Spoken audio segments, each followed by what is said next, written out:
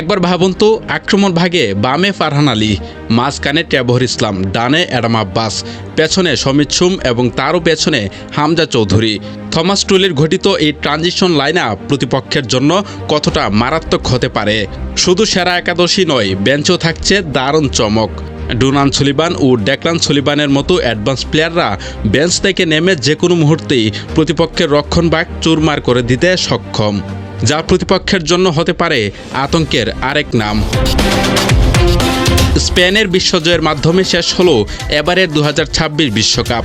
তবে বিশ্বকাপ শেষ হলেও সামনেই অপেক্ষা করছে 68 দলের বিশাল 2030 বিশ্বকাপ, যেখানে অংশ নেওয়ার এক মক্ষম সুযোগ থাকছে লাল সবুজেরও। আর তারই ধারাবাহিকতায় বাংলাদেশ টিমকে নতুন করে ঢেলে সাজাতে যাচ্ছেন নতুন কোচ থমাস ডুলি। বিশ্বের বিভিন্ন প্রান্তে ছড়িয়ে থাকা অরিজিন বাংলাদেশি বংশোদ্ভূত প্লেয়ারদের নিয়ে তিনি গড়তে চান অপরাজয়ে এক দল। আর সেই লক্ষ্যে একে একে দলে ভিড়াচ্ছেন ইংলিশ লিগে খেলা ফারহান আলী ওয়াহিদ, অ্যাডাম আব্বাস ও ট্রেভর ইসলামের মতো অত্যন্ত অভিজ্ঞ প্লেয়ারদের।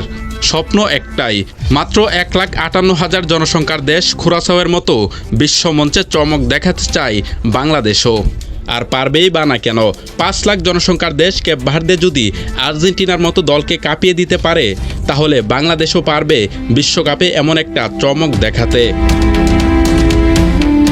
তবে এই পথ অনেক দূরের। তার আগে বাংলাদেশকে কঠিন পরীক্ষা দিতে হবে এশিয়ার অন্যতম শক্তিশালী দেশগুলোর বিপক্ষে। আর সেই পথে কতটা উত্তীর্ণ হওয়া যাবে তার প্রথম নমুনা দেখা যাবে দীর্ঘ 8 বছর পর অনুষ্ঠিত হতে যাওয়া এবারের সাফ চ্যাম্পিয়নশিপে। বাংলাদেশে অনুষ্ঠিত হতে যাওয়া এই সাফ চ্যাম্পিয়নশিপে অংশ নেবে দক্ষিণ এশিয়ার মোট 7টি দেশ, যার মধ্যে রয়েছে বর্তমান চ্যাম্পিয়ন ভারত সহ পাকিস্তান, বাংলাদেশ, নেপাল, ভুটান, মালদ্বীপ ও শ্রীলঙ্কা। আগামী 1 আগস্ট ভুটানের থিম্পুতে অফিসিয়াল ড্রয়ের মাধ্যমে টুর্নামেন্টের গ্রুপ ও ফিকচার চূড়ান্ত করা হবে। এরপর আগামী 4 থেকে 17 নভেম্বর 2026 পর্যন্ত বঙ্গবন্ধু জাতীয় স্টেডিয়ামে অনুষ্ঠিত হবে 15তম এই টুর্নামেন্ট। থমাস টুলির অধীনে হামজা সমিতদের নিয়ে গড়া এই দলটা প্রতিপক্ষের জন্য কতটা শক্তিশালী চ্যালেঞ্জ জানাবে, এই উত্তরটা আপাতত সময়ের হাতেই তোলা থাক।